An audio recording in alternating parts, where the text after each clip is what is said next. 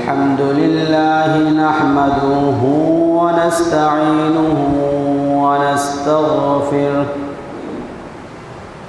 ونؤمن به ونتوكل عليه ونعوذ بالله من شرور أنفسنا ومن سيئات أعمالنا من يهده الله فلا مضل له ومن يضلله فلا هادي له أشهد أن لا إله إلا الله وحده لا شريك له لا وزير له ولا نذير له ولا مثل له ولا مثال له ولا مقارن له ولا مكاظم له ولا مداني له ولا مضارع له ثم نشهد أن سيدنا وسندنا وشفيعنا وحبيبنا وحبيب ربنا وطبيبنا وطبيب قلوبنا وأولانا ومولانا محمدا عبده تعالى ورسوله أرسله الله تعالى بالهداية إلى كافة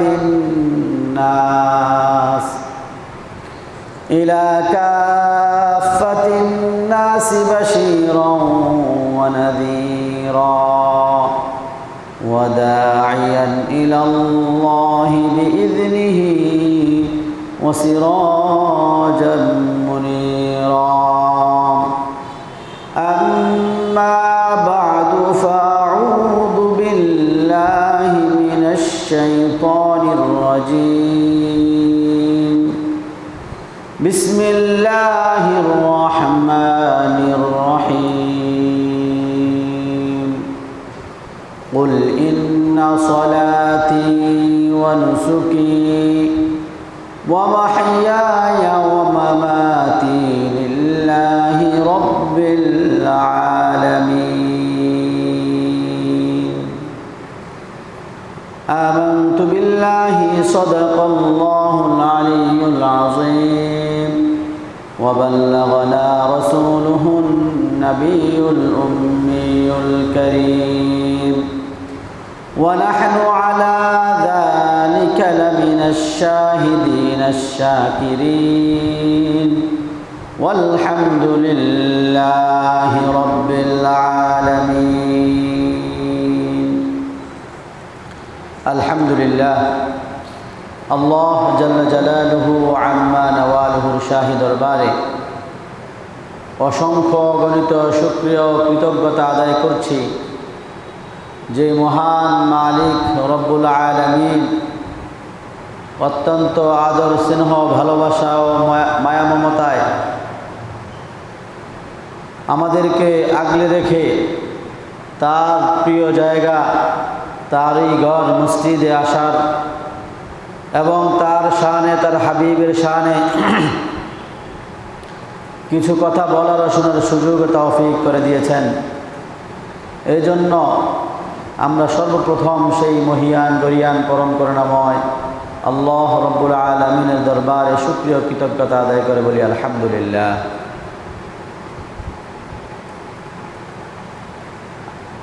কিছুদিন আগে আমরা রমাদানুল মুবারক পবিত্র মাহে রমজানকে বিদায় জানিয়েছি।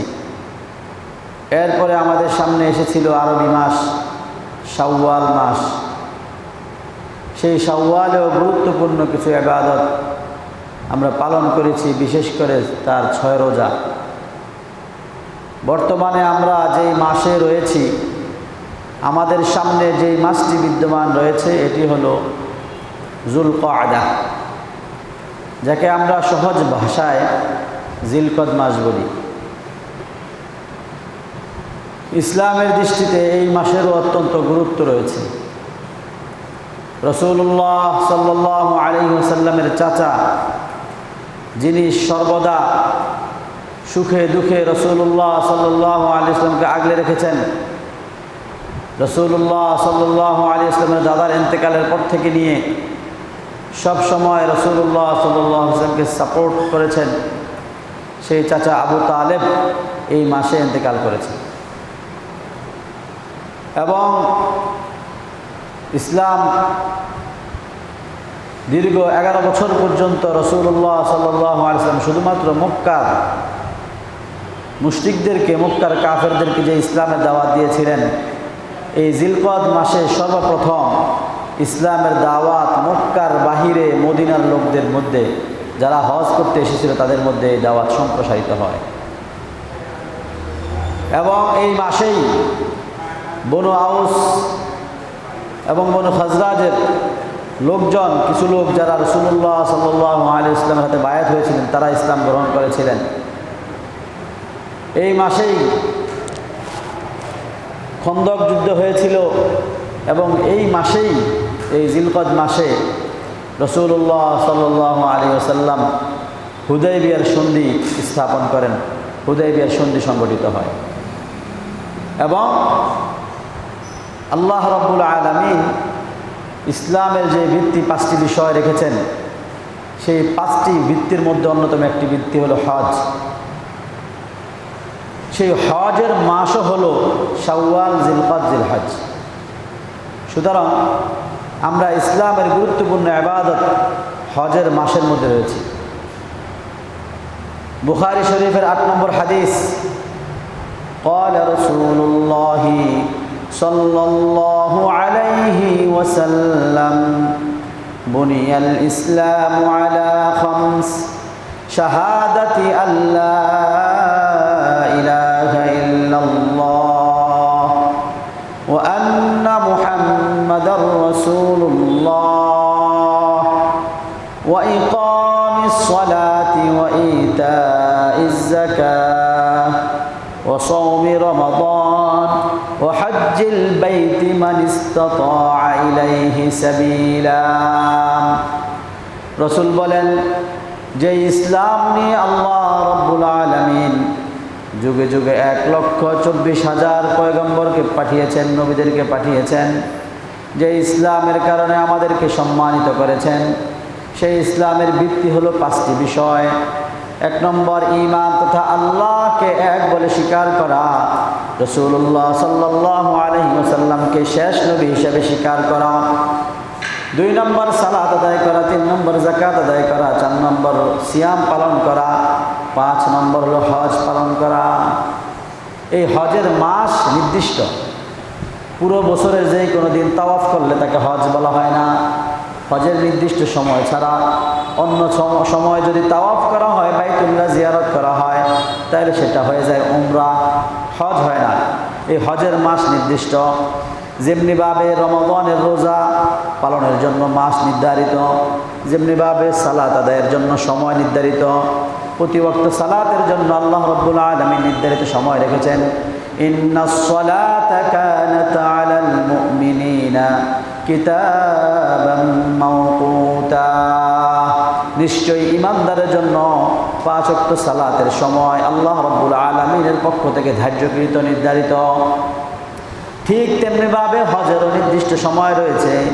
হজের মাস হলো আল হাজ্জু আশহুরুম মা'লুমাত ফামান ফারাদা ফীহিন্নাল হাজ্জ ফালা রাফাসা ওয়ালা ফুসুকা ওয়ালা জিদালা ফিল হজ্জ। আল্লাহ রাব্বুল আলামিন বলেন, হজ এর নির্দিষ্ট মাস রয়েছে। এই নির্দিষ্ট মাস কি? নির্দিষ্ট মাস হলো 3টি। 1 নম্বর শাওয়াল, 2 নম্বর জিলকদ, 3 নম্বর জিলহজ।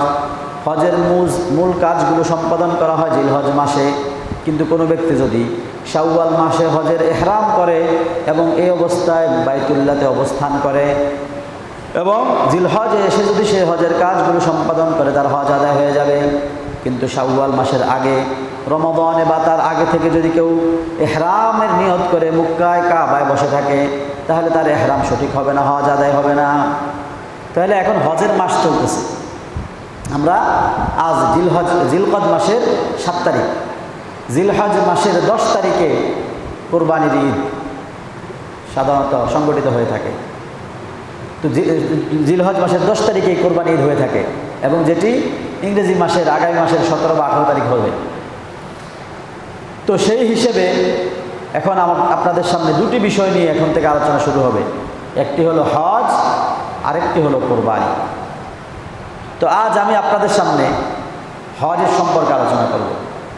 তবে হজ এবং কোরবানির সাথে ওতপ্রোতভাবে জড়িত রয়েছে একটি নাম, একজন মহান নবীর নাম, যিনি সমস্ত মুসলিম জাতির পিতা, ইব্রাহিম আলাইহিস সালাতু ওয়াস সালাম। আল্লাহ রাব্বুল আলামিন অন্যান্য নবীদের কোনো ঘটনাকে কেন্দ্র করে কোরবানি বা হজের কর্মকাণ্ড দেননি। হজে যে সমস্ত কাজগুলো আমরা সম্পাদন করি, কোরবানিতে যে সমস্ত কাজগুলো আমরা করি, এই সমস্ত কাজগুলো হচ্ছে ইব্রাহিম আলাইহিস সালাতু ওয়াস সালামের যেই একাত্মবাদ, আল্লাহর জন্য একনিষ্ঠতা, সেই একনিষ্ঠতার প্রতি আত্মসমর্পণ এবং তার স্মৃতিচারণ। তো এই জন্য আজ আমি আপনাদের সামনে ইব্রাহিম আলাইহিস সালাতু ওয়াস সালাম, যাকে আল্লাহ রাব্বুল আলামিন স্মরণীয় রাখার জন্যে এত গুরুত্বপূর্ণ ইবাদতগুলো আমাদের সামনে জীবিত রেখেছেন, আমাদেরকে দিয়েছেন, সেই ইব্রাহিম আলাইহিস সালাতু ওয়াস সালামের আদর্শ নিয়ে আলোচনা করব, যেটাকে বলা হয় মিল্লাত ইব্রাহিম। সমস্ত নবীদেরকে আল্লাহ রাব্বুল আলামিন একই মিল্লাত, একই দিন দিয়ে প্রেরণ করেছেন। ইব্রাহিম আলাইহিস সালাতু ওয়াস সালামের যে মিল্লাত ছিল, যে দিন ছিল, মুহাম্মদ সাল্লাল্লাহু আলাইহি ওয়াসাল্লামেরও সেই মিল্লাত। এই জন্য আল্লাহ রাব্বুল আলামিন বলেন মিল্লাত আবিকুম ইব্রাহিম হুয়া সাম্মাকুমুল মুসলিমিন। আল্লাহ রাব্বুল আলামিন বলেন তোমাদেরকে তোমাদের পূর্বসূরি ইব্রাহিম আলাইহিস সালাতু ওয়াস সালামের মিল্লাতের উপর প্রেরণ করা হয়েছে। তোমাদের আদি পিতা, তোমাদের জাতির পিতা ইব্রাহিম আলাইহিস সালাতু ওয়াস সালামের আদর্শের উপর প্রেরণ করা হয়েছে। তিনি মুসলিম জাতির পিতা এবং তিনি মুসলমানদের নাম মুসলিম হিসেবে রেখেছেন। তো ইব্রাহিম আলাইহিস সালাতু ওয়াস সালাম, যাকে স্মরণীয় রাখার জন্য আল্লাহ রাব্বুল আলামিন এই গুরুত্বপূর্ণ ইবাদতগুলো দিয়েছেন, তার মিল্লাত কি ছিল, তার আদর্শ কি ছিল, কেন তার স্মৃতি জীবিত রাখার জন্য আল্লাহ রাব্বুল আলামিন এই গুরুত্বপূর্ণ ইবাদতগুলো দিয়েছেন।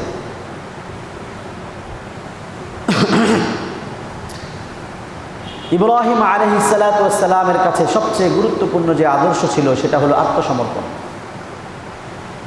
ইসলামের মৌলিক চাহিদা, তাকাজাই হলো আত্মসমর্পণ। ইসলাম অর্থই হলো আত্মসমর্পণ করা।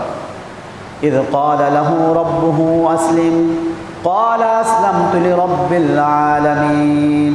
আল্লাহ রাব্বুল আলামিন যখন ইব্রাহিম আলাইহিস সালাতু ওয়াস সালামকে বললেন তুমি আত্মসমর্পণ করো, ইসলাম নাও, এই আসলিম ইসলাম একই মাদ্দা, আত্মসমর্পণ করা, সাথে সাথে ইব্রাহিম আলাইহিস সালাতু ওয়াস সালাম আত্মসমর্পণ করেছিলেন। এমনিভাবে ইব্রাহিম এবং ইসমাঈল উভয়ের আত্মসমর্পণের আলোচনা আল্লাহ রাব্বুল আলামিন কোরআন কারীমে স্পষ্টভাবে বলে দিয়েছেন ফালাম্মা আসলামা ওয়া তাল্লাহু লিল জাবিন। প্রথম আত্মসমর্পণ ইব্রাহিম আলাইহিস সালাতু ওয়াস সালাম করেছিলেন তার প্রিয় পুত্র হযরত ইসমাঈল আলাইহিস সালাতু ওয়াস সালামকে জবাই করার মাধ্যমে। তার আগে হযরত হাজেরা রাদিয়াল্লাহু তাআলা আনহাকে, যিনি হযরত ইসমাঈল আলাইহিস সালাতু ওয়াস সালামের সম্মানিত মাতা, তাকে এবং শিশুপুত্র হযরত ইসমাঈল আলাইহিস সালাতু ওয়াস সালামকে মক্কার পানি শূন্য এলাকা, জনমানব শূন্য এলাকা, বিরান মরুভূমিতে আল্লাহ রাব্বুল আলামিনের আদেশের সামনে আত্মসমর্পণ করে তিনি রেখে এসেছিলেন। তাহলে আল্লাহ রাব্বুল আলামিন কোনো আদেশ করলে সেই আদেশের পিছনে যুক্তি না খুঁজে, সেটিকে তার মধ্যেই একমাত্র আমাদের কল্যাণ নিহিত রয়েছে, সেটি মহাপরাক্রমশালী আল্লাহ রাব্বুল আলামিন আমাদের ভালোর জন্যই এই আদেশ করেছেন, এমন বিশ্বাস রেখে তার কথাগুলো নির্দ্বিধায় মেনে নেওয়া, কোনো যুক্তি বিচার বিশ্লেষণ ছাড়াই মেনে নেওয়ার নামই হলো ইসলাম এবং আত্মসমর্পণ। এই আত্মসমর্পণ সবচেয়ে বেশি পাওয়া গিয়েছে হযরত ইব্রাহিম আলাইহিস সালাতু ওয়াস সালামের মধ্যে। এই জন্যে আল্লাহ রাব্বুল আলামিন সেই ইব্রাহিম আলাইহিস সালাতু ওয়াস সালামের আত্মসমর্পণমূলক যে আচরণগুলো রয়েছে সেই আচরণগুলো জীবিত রাখার জন্য এই হজ নামক ইবাদত আমাদের উপর ফরজ করে দিয়েছেন, কোরবানি নামক ইবাদত আমাদের উপর ওয়াজিব করে দিয়েছেন। তো এই জন্য ইব্রাহিম আলাইহিস সালাতু ওয়াস সালাম এর নাম যেহেতু বারবার আসে, ইব্রাহিম আলাইহিস সালাতু ওয়াস সালামের আদর্শের কথা বারবার আসে, আমাদেরকে তার আদর্শ সম্পর্কে সচেতন হওয়া এবং সেই আদর্শ আমাদের নিজেদের মধ্যে ধারণ করতে হবে। যদি আমরা ইব্রাহিম আলাইহিস সালাতু ওয়াস সালামের আদর্শ ধারণ করতে পারি এবং তার যেই চরিত্র ছিল আল্লাহ রাব্বুল আলামিনের ক্ষেত্রে, ঈমানের ক্ষেত্রে, সেই চরিত্রকে যদি আমরা নিজেদের মধ্যে লালন করতে পারি, তাহলে প্রতি বছর কোরবানি এবং হজ এসে আমাদেরকে যে শিক্ষা দেয় সেই শিক্ষা থেকে আমরা প্রকৃতপক্ষে উপকৃত হতে পারবো। না হয় আমাদের জীবনে হজ আসবে, হজ যাবে, কোরবানি আসবে, কোরবানি যাবে। হজ ও কোরবানির নিছক কিছু ইবাদত আমরা আলোচনা করেই ক্ষান্ত হব, কিন্তু হজ ও কোরবানির যে শিক্ষা সেটি আমাদের জীবনে যদি বাস্তবায়িত না হয় তাহলে আমাদের জীবনও বরবাদ, পরকাল বরবাদ। ইব্রাহিম আলাইহিস সালাতু ওয়াস সালামের যে সকল আদর্শ ছিল সেই সকল আদর্শের মধ্যে এক নম্বর আদর্শ ছিল তিনি ইবাদতের ক্ষেত্রে আল্লাহ রাব্বুল আলামিনের একনিষ্ঠ ছিলেন। ইন্নী ওয়াজ্জাহাতু ওয়াজহিয়া লিল্লাযী ফাতারাস সামাওয়াতি ওয়াল আরদা হানিফাও ওয়া মা আনা মিনাল মুশরিকিন।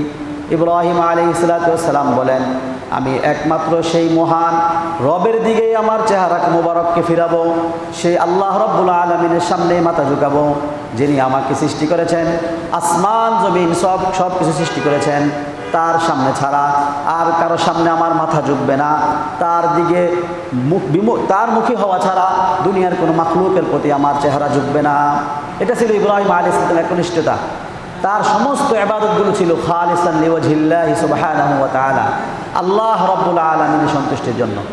এজন্য আল্লাহ রাব্বুল আলামিন তার সেই বক্তব্যকে স্পষ্ট করে দিয়েছেন, কুল ইন্না সলাতি ওয়া নুসুকি ওয়া মাহইয়ায়া ওয়া মামাতি লিল্লাহি রাব্বিল আলামিন লা শারীকা লাহু ওয়া বিযালিকা উমিরতু ওয়া আনা আউয়ালুল মুসলিমিন।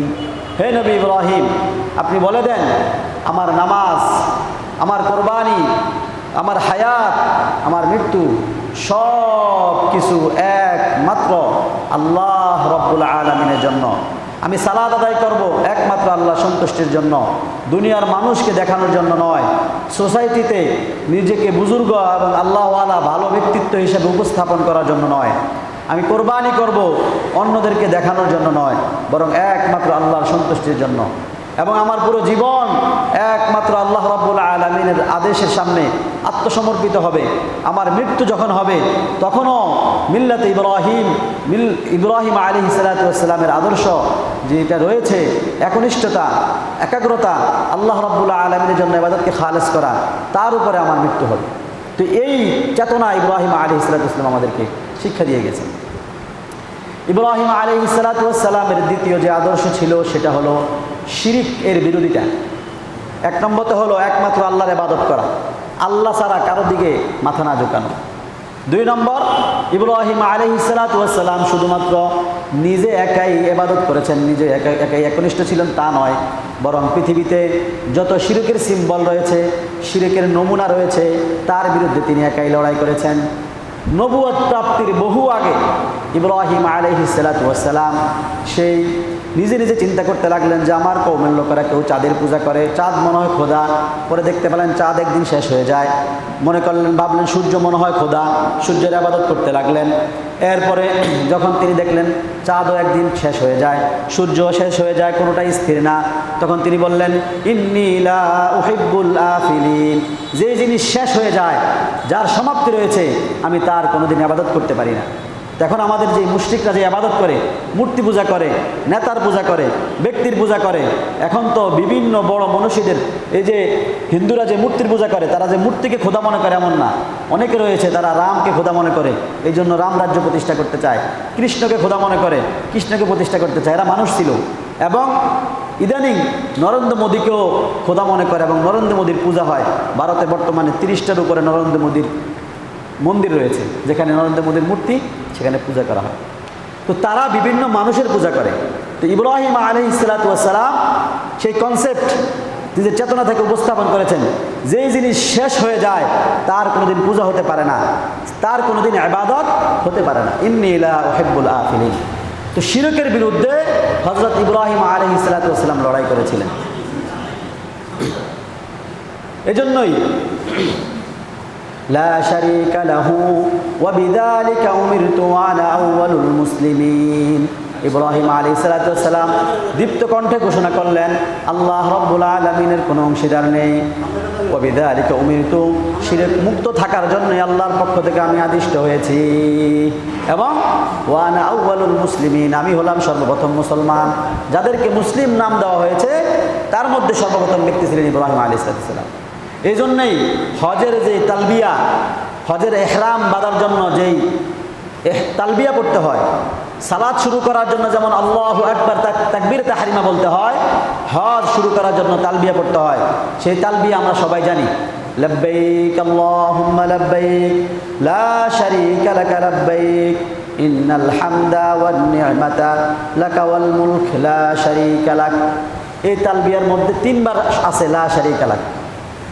এই যে ইব্রাহিম আলাইহিস সালামের চেতনাকে প্রতিষ্ঠিত করার জন্য, মানুষের মন মগজ মস্তিষ্কে এটাকে বসিয়ে দেওয়ার জন্য আল্লাহ রাব্বুল আলামিন হজের সমস্ত কাজগুলো ইব্রাহিম আলাইহিস সালামের সেই কর্মকাণ্ডগুলো যেগুলো তিনি আল্লাহর সন্তুষ্টির জন্য করেছেন তার স্মরণে রেখেছেন। তো এই জন্যে যে লাব্বাইক আল্লাহুম্মা লাব্বাইক, হে আল্লাহ আমি আপনার দরবারে উপস্থিত, লা শারীকা লাকা লাব্বাইক, হে আল্লাহ আপনার কোনো শরীক নাই, আমি আপনার দরবারে উপস্থিত। এভাবে 3 বার লা শারীকা লাক এসেছে, এসে বারবার আমাদেরকে দরজ দিচ্ছে যে কোনো ইমানদারের সাথে শিরকের কোনো সম্পর্ক থাকতে পারে না। ইমানদার যে হবে সে সব সময় তার চেতনা থাকবে আল্লাহর ইবাদতের পাশাপাশি সে সচেতন থাকবে, সতর্ক থাকবে, সাবধানতা অবলম্বন করবে। আমার কোনো কাজ, আমার কোনো চিন্তা, আমার কোনো মন্তব্য, আমার কোনো বক্তব্য যেন এমন না হয় যার কারণে শিরকের, যার মধ্যে জ্ঞান পাওয়া যায়, আল্লাহ ছাড়া অন্য কারোর প্রতি আমার মনোযোগ দেখা দেয়, আল্লাহ ছাড়া আর কারোর প্রতি আমার সম্মান প্রদর্শন, আল্লাহ ছাড়া আর অন্য কারোর প্রতি আমার আনুগত্যতা এসে যায়, এমন কোনো কাজ যেন আমার থেকে সংগঠিত না হয়।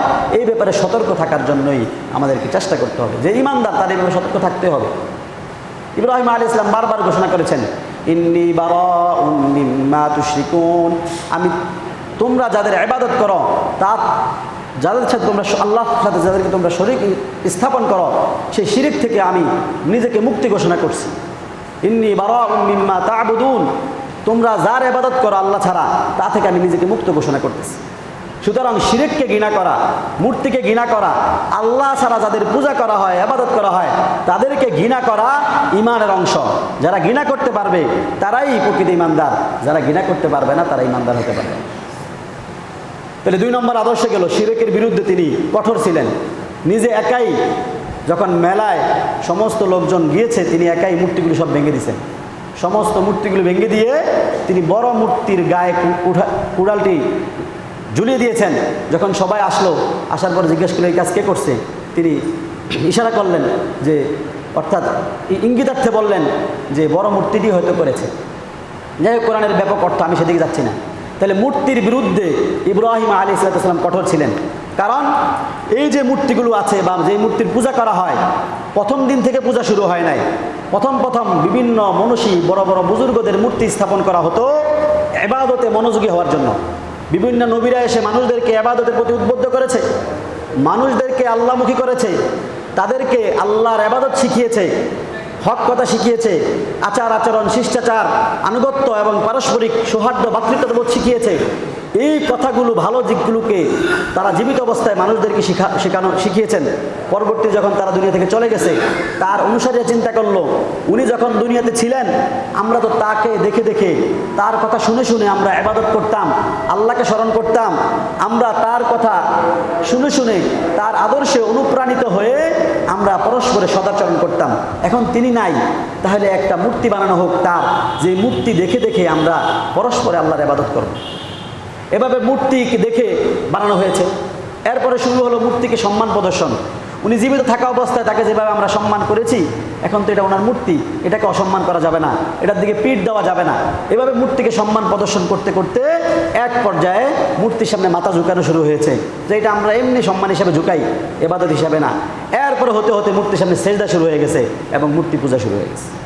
প্রথম তো তারা বলতো মা না'বুদুহুম ইল্লা লিয়ুকাররিবুনা ইলাল্লাহি যুলফা, আমরা এই মূর্তির ইবাদত করি, তাকে মাবুদ মানি এই হিসাবে না, বরং তারা বলতো আমরা ইবাদত করি এই মূর্তি আমাদেরকে আল্লাহর কাছে মিলিয়ে দিবে। এই মূর্তি, এভাবেই মূর্তি পূজা সূচনা হয়েছে। যেমনিভাবে আমাদের মুসলমানদের মধ্যে মাজার পূজা, এটা আস্তে আস্তে বুজুর্গদেরকে সম্মান করা, মারা যাওয়ার পরে তার কবরে স্বাভাবিক জিয়ারত ঠিক আছে, কবরে ফুল দেওয়া, কবর পাকা করা, আস্তে আস্তে কবরের দিকে পিঠ দেওয়া যাবে না, কবরকে সামনে রেখে হাঁটতে হবে, কবরকে কেবলা বলা শুরু হয়ে গেল। এভাবে হতে হতে এখন মাজারে সেজদা হচ্ছে। অনেকে বলে এটা ইবাদতের সেজদা না, এটা হলো সম্মানের সেজদা। কিন্তু অনেক মানুষ মাজারে গিয়ে চায় আল্লাহ আমার সন্তান দেন, আমার ছেলে দেন, এভাবে আস্তে আস্তে মাজার পূজা শুরু হয়ে গেছে। সুতরাং দুর্গা পূজা, মূর্তি পূজা আর মাজার পূজা একই জিনিস। মূর্তির ক্ষেত্রে ব্যক্তির কবর থাকে না, কিন্তু ব্যক্তির আকৃতি থাকে, আর মাজারের ক্ষেত্রে ব্যক্তির আকৃতি নাই, ব্যক্তির কবর আছে। সুতরাং দুটোটাই শিরক এবং দুটোটা থেকে নিজেদেরকে মুক্ত রাখতে হবে। ঈমান বিধ্বংসী অনেক ফাত্তান, শয়তানের দোসর, তারা আমাদেরকে মাজারমুখী করার চেষ্টা করে এবং মাজারকেও ইসলামের একটা নমুনা হিসেবে পেশ করে। অথচ ইসলামের ইতিহাসে, রাসূলুল্লাহ সাল্লাল্লাহু আলাইহি ওয়াসাল্লামের ইতিহাস এবং কোন নবীদের ইতিহাসে কোনো কবরকে কেন্দ্র করে কোনো ইবাদতগাহ, কোনো ইবাদত বন্দেগীর কোনো নিয়ম নীতি ইসলামে নেই। তো এই জন্য যদি ইব্রাহিম আলাইহিস সালাতু ওয়াস সালামের সত্যিকার অনুসরণ করতে হয়, হজ এবং কুরবানি শিক্ষা ধারণ করতে হয়, আমরা যেভাবে মূর্তির বিরোধিতা করব, ভাস্কর্যের বিরোধিতা করব, সব ধরনের পুতুল এবং যে সমস্ত মানুষের প্রতিবিম্ব তৈরি করা হয় তার বিরোধিতা করা আমাদের জন্য জরুরি। ইবাদত করা হলেও বিরোধিতা করতে হবে, ইবাদত না করা হলে বিরোধিতা করতে হবে। চাই যারা এটা স্থাপন করে বিরোধিতা করতে হবে, কেননা এই ভাস্কর্য যারা ইবাদত এখন করা হয় না, একদিন ঠিকই ইবাদত করা হবে। সেদিন বেশি দূরে না, এখনই তো শুরু হয়ে গেছে। অনেক নেতা মহানেতার ছবির সামনে মানুষ মুনাজাত করে, তাদেরকে কুর্নিশ করে, বিভিন্ন ছবি, পিকচার, ভিডিও ফেসবুকে, বিভিন্ন সোশ্যাল মিডিয়ায় আপনারা দেখতে পাবেন। তো এই জন্য ভাস্কর্য, মূর্তি, এই সব কিছু আল্লাহ রাব্বুল আলামিন নিষিদ্ধ করেছেন। এই জন্য রাসূলুল্লাহ সাল্লাল্লাহু আলাইহি ওয়াসাল্লাম বলেছেন, আশাদ্দুল আযাবি ইয়াউমাল কিয়ামাতি ইনদাল্লাহিল মুসাউবিরুন, কিয়ামতের দিন আল্লাহর কাছে সবচেয়ে কঠিন শাস্তির সম্মুখীন হবে ওই ব্যক্তি যারা মূর্তি বানায়, যারা বিভিন্ন প্রতিবিম্ব বানায়, বিভিন্ন জিনিসের আকৃতি বানায়, ছবি বানায়, তাদের শাস্তি সবচেয়ে বেশি। কারণ এটা হলো শিরকের সিম্বল, এটার মাধ্যমেই শিরকের সূচনা হয়েছে। তো ইব্রাহিম আলাইহিস সালাতু ওয়াস সালাম মূর্তি বিরোধী ছিলেন, মূর্তিকে ধ্বংসকারী ছিলেন। মূর্তিকে ঘৃণা করা এটা ঈমানের একটি গুরুত্বপূর্ণ অংশ। এরপর আসেন ইব্রাহিম আলাইহিস সালাতু ওয়াস সালামের তৃতীয় আদর্শ। এক নম্বর আদর্শ বলেছিলাম, তিনি ইবাদতের ক্ষেত্রে একনিষ্ঠ ছিলেন, আল্লাহ ছাড়া কারো দিকে তিনি মুহতাজ হতেন না, একমাত্র একাগ্রতার সহিত আল্লাহর সামনে তিনি আত্মসমর্পণ করেছিলেন। দুই নম্বর, তিনি শিরিকের সাথে বিদ্বেষ, শিরিকের প্রতি ঘৃণা এবং শিরিককে মূলোৎপাটন করা, শিরিকের সিম্বলকে পৃথিবী থেকে ধ্বংস করার জন্য সংগ্রাম করেছেন। তিন নম্বর, তিনি সমস্ত মুশরিকদেরকে ঘৃণা করতেন। অনেকে একটা কুফরি বাক্য সমাজে প্রচার করে, পাপকে ঘৃণা করো, পাপীকে নয়। মানে শিরিককে ঘৃণা করো, মুশরিককে নয়। নাস্তিকতাকে ঘৃণা করো, নাস্তিককে নয়। জিনাকারীকে ঘৃণা করো, জিনাকে ঘৃণা করো, জিনাকারীকে নয়। বুঝলেন নাই? ল্যাংটা হওয়াকে ঘৃণা করো, কিন্তু যে উলঙ্গ হয়ে হাঁটতেছে তাকে ঘৃণা করিও না। দুর্নীতিকে ঘৃণা করো, কিন্তু দুর্নীতিবাজকে নয়। এই ধরনের বাক্য সম্পূর্ণ কোরআনের সাথে সাংঘর্ষিক, কোরআন বিরোধী বাক্য। আল্লাহ রাব্বুল আলামিন জায়গায় জায়গায় আইম্মাতুল কুফুর, এই যে শিরিক প্রতিষ্ঠিত হয়েছে, এটা কি আসমান থেকে নামছে নাকি? এই শিরিক তো প্রতিষ্ঠিত করেছে মুশরিকরা, শিরিক তো প্রতিষ্ঠিত করেছে নিজের স্বার্থের জন্য কিছু আইম্মাতুল কুফুর, কাফেরদের ইমামরা। তো এই জন্য একজন ইমানদার, সত্যিকারের ইমানদার হতে হলে অন্যায়কে ঘৃণা করার পাশাপাশি অন্যায়কারীকেও ঘৃণা করতে হবে, পাপকে ঘৃণা করার পাশাপাশি পাপীকেও ঘৃণা করতে হবে, শিরিককে ঘৃণা করার পাশাপাশি মুশরিকদেরকেও ঘৃণা করতে হবে। আল্লাহ রাব্বুল আলামিন সুস্পষ্টভাবে বলে দিয়েছেন, লাতাজিদান্না আশাদ্দান নাসি আদাওয়াতাল লিল্লাযীনা আমানুল ইয়াহুদা ওয়াল্লাযীনা আশরাকু। আল্লাহ রাব্বুল আলামিন বলেন, ইমানদারদের সবচেয়ে বড় দুশমন হলো দুইটা জাতি। এক নম্বর জাতি হলো ইহুদি, দুই নম্বর জাতি হলো মুশরিক। ইহুদি এবং মুশরিক ইসরায়েলের ইহুদি এবং বাংলাদেশ, ভারত এতদ অঞ্চলের হিন্দু সম্প্রদায় মুসলমানদের বড় শত্রু। এটা যতই আপনি বোঝানোর চেষ্টা করবেন অসাম্প্রদায়িক হতে হবে, আমাদেরকে তাদের প্রতি একনিষ্ঠ হতে হবে, যতই শেখানো হবে না কেন, কিন্তু আমাদের অন্তরে যদি আমরা কোরআনকে প্রকৃত অর্থে বিশ্বাস করি, ইহুদিদেরকেও ঘৃণা করতে হবে, মুশরিকদেরকেও ঘৃণা করতে হবে, তাদের ব্যাপারে সাবধান ও সতর্ক থাকতে হবে। ইসরায়েল এর ইহুদিদের কি পরিস্থিতি তা তো আমরা সবার সামনে স্পষ্ট। যে এক হাদিস এসেছে যে একজন ইহুদি যখনই কোনো মুসলমানদের পাশ দিয়ে অতিক্রম করে তখন সে মনে মনে কল্পনা করে আমি সুযোগ পেলে তাকে হত্যা করব। মুসলমানদের প্রতি তারা এতটা বিদ্বেষপ্রবণ। আল্লাহ তাআলা বলে দিয়েছেন, ওয়ালান তারদা আনকাল ইয়াহুদ ওয়ালান নাসারা হাত্তা তাত্তাবিআ মিল্লাতাহুম। কোনো ইহুদি খ্রিস্টান ততক্ষণ পর্যন্ত তোমাদের উপরে সন্তুষ্ট হবে না যতক্ষণ না তোমরা তাদের ধর্মের অনুসারী হবে। সুতরাং ইহুদিরা যেমনিভাবে ইসরায়েলে হাজার হাজার মুসলমানদেরকে হত্যা করে তাদের ইসলাম বিদ্বেষের বহিঃপ্রকাশ ঘটাচ্ছে, এমনিভাবে মুশরিকরাও সেই এজেন্ডা নিয়ে বিভিন্নভাবে মুসলমানদেরকে নিধন করতেছে। ভারতের কাশ্মীরে, গুজরাটে, কেরালায় এবং ওয়েস্ট বেঙ্গলে, আসামে, ত্রিপুরায় সব জায়গায় তারা মুসলমানদের বিরোধী যে এজেন্ডা সেটা নিয়ে তারা সামনে এসেছে। যাই হোক, তাহলে একজন ইমানদার হিসাবে আমাদের তৃতীয় দায়িত্ব হচ্ছে ইব্রাহিম আলাইহিস সালামের আদর্শের অংশ হিসাবে শিরককে ঘৃণা করার পাশাপাশি মুশরিকদের প্রতি নিজেদের অন্তরে ঘৃণা থাকতে হবে, বিদ্বেষ থাকতে হবে, কারণ তারা সব সময় আমাদেরকে ঘৃণা করে। ওয়াদ্দা কাসীরুম মিন আহলিল কিতাব লাউ ইয়ারুদ্দুনাকুম মিন বাদি ঈমানিকুম কুফফারা।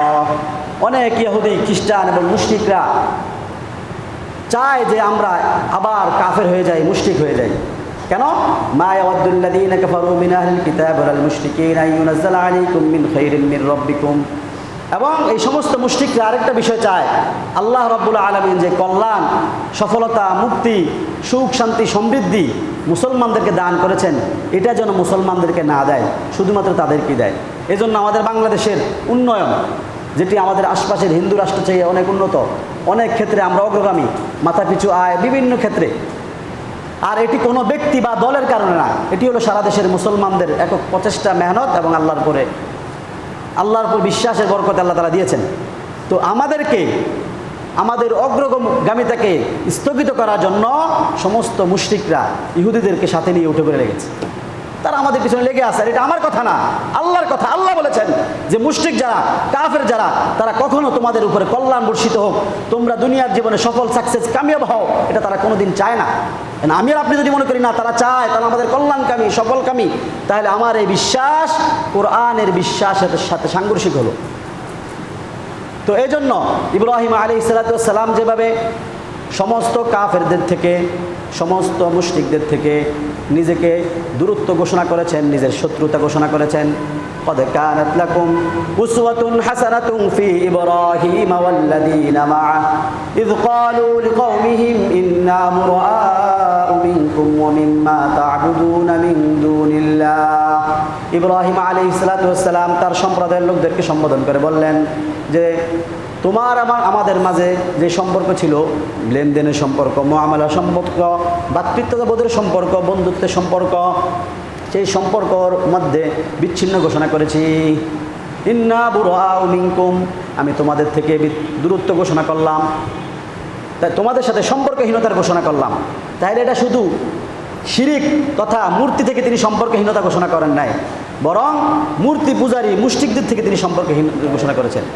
কাফারুনা বিকুম, তোমাদেরকে আমি অস্বীকার করছি।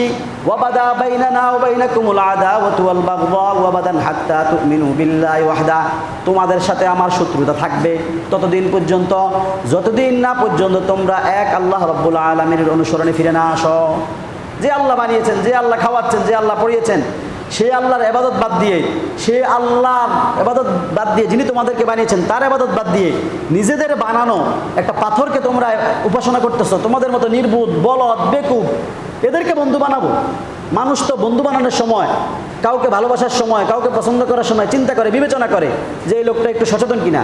একটা পাগল, মস্তিষ্ক বিকৃতিহীন, যে যিনি তাকে বানিয়েছেন তাকে বাদ দিয়ে নিজেদের বানানো বস্তুকে ইবাদত করে, তার মতো একটা মস্তিষ্ক বিকৃত ব্যক্তিকে আমরা বন্ধু বানাবো, এটা হতেই পারে না। কিন্তু দুঃখ আফসোসের বিষয় আমাদেরকে বারবার শেখানো হয় পাপকে ঘৃণা করো, পাপীকে নয়। এভাবে শিখাতে শিখাতে আমাদেরকে শেখানো হয় ইহুদিবাদকে ঘৃণা করো, কিন্তু ইহুদি খেলোয়াড়দেরকে নয়। খ্রিস্টবাদকে ঘৃণা করো, কিন্তু খ্রিস্টান বলিউড হলিউডের আইকনদেরকে নয়, খেলোয়াড়দেরকে নয়, এবং তাদের আদর্শ তাদের দর্শনকে নয়। ফলে দেখা যায় যেমনিভাবে ভালো নিয়তে শুরুতে মূর্তি বানানো শুরু হয়েছিল, ভাস্কর্য বানানো শুরু হয়েছিল, আস্তে আস্তে এটি মূর্তি পূজায় লাভ পর্যন্ত পৌঁছায়। ঠিক তেমনিভাবে আমাদের যুবক শ্রেণী, আমাদের সুশীল সমাজ, আমাদের দেশের মানুষ পোশাক পরিচ্ছেদে, খাওয়া দাওয়ায়, লেনদেনে, আচার আচরণে আমরা পশ্চিমা কালচারকে নিজেদের মধ্যে ধারণ করতেছি। এটা প্রথমে আমরা পোশাক গ্রহণ করেছি খ্রিস্টানদের, এরপর হতে হতে আমাদের মা বোনরা এখন খ্রিস্টানদের পোশাক গ্রহণ করতেছে। তারাও এখন খুব টাইট প্যান্ট, হাফ গেঞ্জি পরে রাস্তায় বের হচ্ছে, অ্যাভেলেবেল হয়ে যাচ্ছে। এখন আপনি বলবেন মা বোনরা বোরকা পরে বের হবে, তো ভাই আপনি কেন শার্ট প্যান্ট পরে বের হলেন? প্রচণ্ড গরমের মধ্যে জিন্স কিভাবে আপনি পরেন? এটা কিসের ভিত্তিতে আপনি বললেন? প্রথমে পোশাক আপনার শরীরে ঢুকছে, এরপরে মা বোনদের শরীরে আসছে, এরপরে তাদের স্টাইলে খাওয়া দাওয়া আসছে, তাদের খাবার দাবারগুলোর মধ্যে আকর্ষণ তৈরি হয়েছে, এরপরে আস্তে আস্তে তাদের আদর্শ, তাদের রাজনৈতিক মতবাদ, গণতন্ত্র এসেছে। আস্তে আস্তে তাদের সেই নাস্তিকতাবাদ আমাদের মধ্যে প্রবেশ করতেছে। যদি আমরা শুরু থেকেই সচেতন থাকতাম, তাদের পোশাক নো অ্যালাউ, আল্লাহ রসুল নিষেধ করে দিয়েছেন মান তাশাব্বাহা বিকওমিন ফাহুয়া মিনহুম। যাই হোক, তো এই জন্য যদি তাদের সেই চেতনা আমাদের দেশে প্রতিষ্ঠিত হয়, কি পরিস্থিতি হবে একটা ঘটনা বলে শেষ করে দিচ্ছি। কয়েকদিন আগে আমেরিকার আদালতে একটা মামলা দিয়েছে মা, সন্তানের বিরুদ্ধে মামলা। কি মামলা? যে আমার সন্তান আমাকে সময় দেয় না, কিন্তু তার কুকুরকে ঘন্টাকে ঘন্টা সময় দেয়। সুতরাং আমার সন্তানকে বোঝানো হোক যে তোমার জন্মদাত্রী মা, তুমি তাকে সময় দাও। আদালতে মামলা যাওয়ার পরে আদালত সিদ্ধান্ত দিল, না, এ তো সাবালক, 18 বছর হয়ে গেছে, তাকে আমরা বাধ্য করতে পারবো না, সে স্বাধীন, সে মন চাইলে সন্তানকে সময় দিবে, মন চাইলে শয়তানকে সময় দিবে, মন চাইলে বাবা মাকে দিবে। আমরা তাকে বলতে পারবো না যে তুমি তোমার বাবা মাকে কী করো, সময় দাও। তাহলে এটা হয়ে গেছে পশ্চিমা কালচার। সন্তান লালন পালন করে বড় করবেন, আমাদের দেশেও তো শুরু হয়ে গেছে। বাবা মা আদর করে 8-10 বছর পর্যন্ত সন্তান পালে, 18-20 বছর পরে সন্তান না বলে বিয়ে করে ফেলে। এটা অ্যাভেলেবেল হয়ে যাচ্ছে এখন। ওই পারিবারিকভাবে যে বিয়ে, সেটা পুরোই নষ্ট হয়ে যাচ্ছে। এরপরে এটা তো স্বাভাবিক বিষয়, মাদকাসক্ত হওয়া, বাবা মার অবাধ্য হওয়া, বাবা মাকে হত্যা করা, সেটা তো যাচ্ছেই। তো এর মূল কারণ গোড়া থেকে আমরা শুরু থেকে যখন তাদের পোশাক নিয়েছি, একটা একটা করে নিতে নিতে নিতে নিতে তাদের আদর্শ নিচ্ছি। অথচ ইসলামের যদি আদর্শ ধারণ করতাম, ইসলামের শিক্ষা কি? এক বাবা তার সন্তানের সম্পদ তার কাছে থাকতো, ঘরে থাকতো, সেখান থেকে দান খয়রাত করতেন। এখন সন্তান গিয়ে রাসূলুল্লাহ সাল্লাল্লাহু আলাইহি ওয়াসাল্লামের কাছে অভিযোগ করলেন, ইয়া রাসূলুল্লাহ, আমার সম্পদ আমার বাবা দান করে দেয়। রাসূলুল্লাহ সাল্লাল্লাহু আলাইহি ওয়াসাল্লাম বাবা এবং সন্তানকে ডেকলেন, ডেকে বললেন, তোমার বাবা যত ইচ্ছা ততই দান করবে, তুমি বাধা দিতে পারবে না, কারণ আনতা ওয়া মালুকা লিআবিকা, তুমি এবং তোমার সন্তান সব কিছু তোমার বাবার। তোমার বাবা যতদিন আছে ততদিন তুমি তোমার সম্পদ হিসাবে দাবি করবে না। বাবা যতটা ইচ্ছা দান করুক, খরচ করুক, তুমি বাধা দিতে পারবে না। বালেক হয়ে গেছে। তারপরে ইসলামের নিদর্শন কি? তুমি বিয়ে করো, সন্তান থাকুক, যাই থাকুক, তোমার সব কিছু বাবার সামনে তোমাকে আত্মসমর্পিত হতে হবে, বাবার সামনে তোমাকে সারেন্ডার করতে হবে, বাবার কথা মানতে হবে। আর পশ্চিমা কালচার শিখাচ্ছে যে 18 বছর পরে কুকুরকে বেশি সময় দিতে চাইলে দাও, বাবা মাকে বেশি সময় দেওয়া লাগবে না। এখন এই পশ্চিমা কালচার আমদানি আমরা করতেছি। আপনি জামা, জুব্বা, পাঞ্জাবি পরেন। আমি কয়েকদিন আগে দেখলাম যে একজন আলেমের মেয়ে, ছোট্ট মেয়ে যদিও, 3-4 বছরের মেয়ে, তাকে সে জিন্সের টাইট প্যান্ট পরিয়ে গেঞ্জি গায়ে দিয়ে বাইর করছে। পর্দার বয়স হয় না, ভালো কথা, কিন্তু ছোটবেলা থেকে তো আপনি পোশাক পরিচ্ছেদে তাকে পশ্চিমা কালচার বড় করতেছেন। এর মানে আপনি দিচ্ছেন পশ্চিমাদের পোশাক সুন্দর। যেহেতু যে ব্যক্তি পশ্চিমা পোশাক পরে, সে মুখে যদিও না বলে, কিন্তু কিছুটা হলেও সে এটা বিশ্বাস করে যে তাদের আদর্শ সুন্দর, তাদের বিশ্বাসও সুন্দর, তাদের নীতি দর্শনও সুন্দর, তাদের রাজনৈতিক প্রক্রিয়া সুন্দর। এই জন্য আমি প্রায় সময় বলি, সময় শেষ, যে আমাদের মূল সমস্যা আমলের সমস্যা না, আমলের ক্রাইসিস না, আমাদের মূল ক্রাইসিস ইমানের ক্রাইসিস। আমরা নামে মুসলমান, বংশীয় মুসলমান, বাই চান্স মুসলমান, বাই চয়েস মুসলমান হতে পারি নাই। এই জন্য আগে ইমান মজবুত করতে হবে, ইসলামে আসতে হবে, কোরআনে আসতে হবে, কোরআনের দর্শনে আমাদেরকে ফিরে আসতে হবে, এবং আল্লাহর উপর আমাদের বিশ্বাসকে মজবুত করতে হবে। আল্লাহ রাব্বুল আলামিন আমাদেরকে এই হজ এবং কোরবানি উপলক্ষে ইব্রাহিম